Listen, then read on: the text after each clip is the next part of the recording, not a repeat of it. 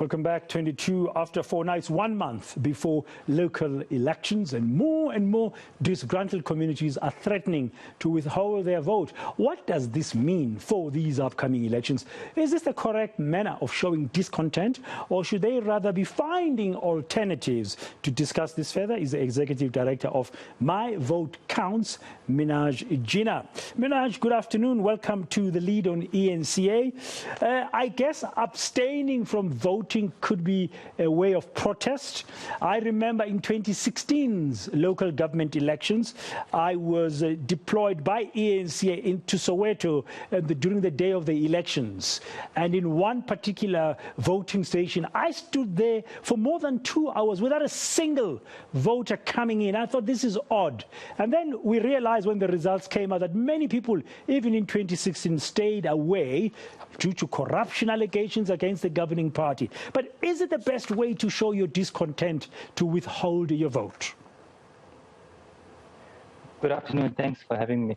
I think before I get to the crux of my response, it's important to give context to this elections. 27 years into democracy, there's been massive failures on government's promise and responsibility to ensure that everyone has dignified lives.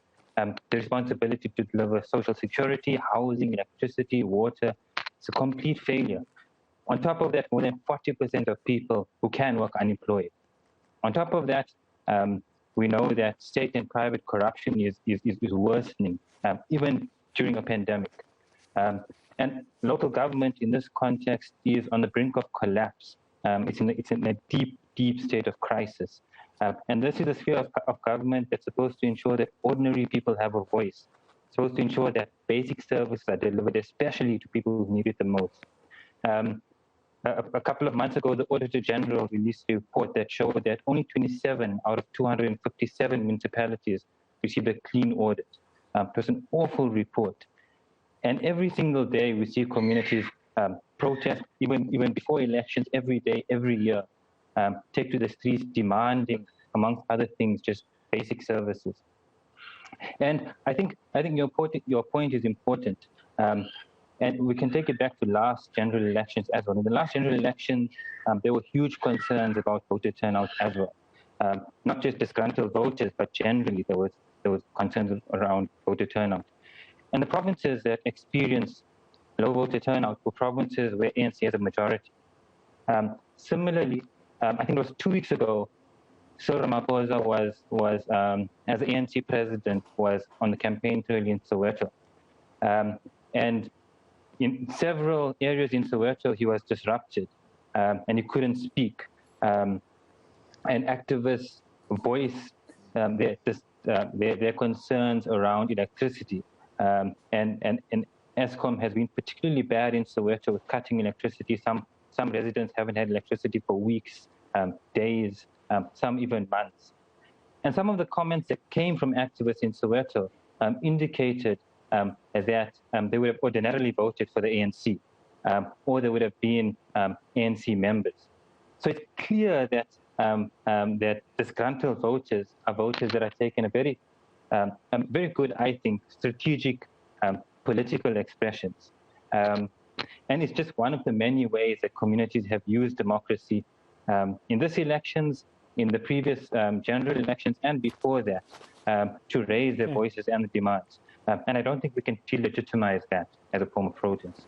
Okay, fine. I get you. But then if you want to see change, or in this particular case, if you want to see effective and efficient delivery of services like water, like electricity in places like Soweto, shouldn't you go to the polling station and say, okay, I'm going to find an alternative that I believe can help me deliver?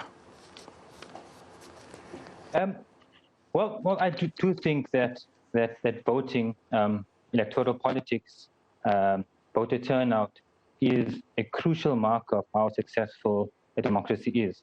I do think it's important to hold government, local government, all spheres of government to account.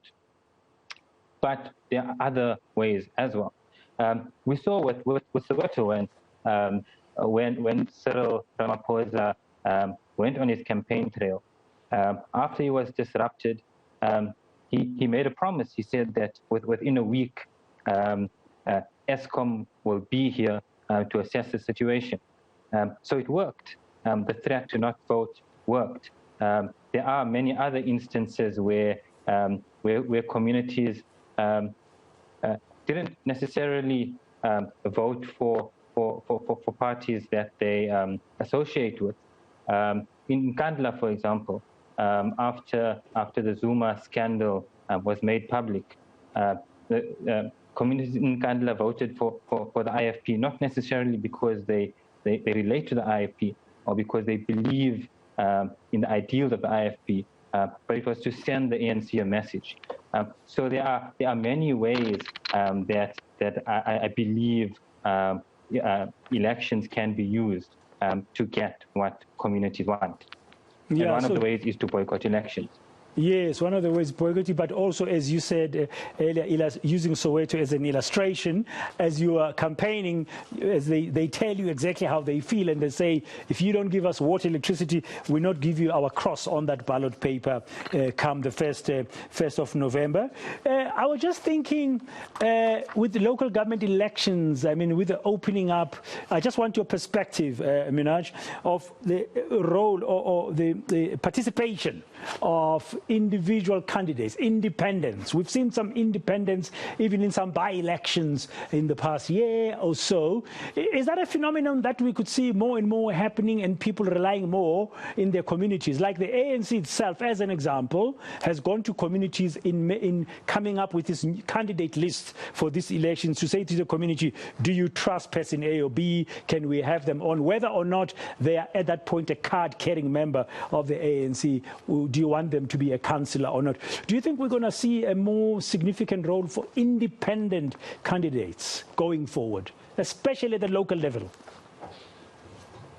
I think so. I think one of the other things that this elections and the previous general elections has showed us, one of the things that the low voter turnout has showed us, is that people are losing faith both in electoral politics, but also in party politics.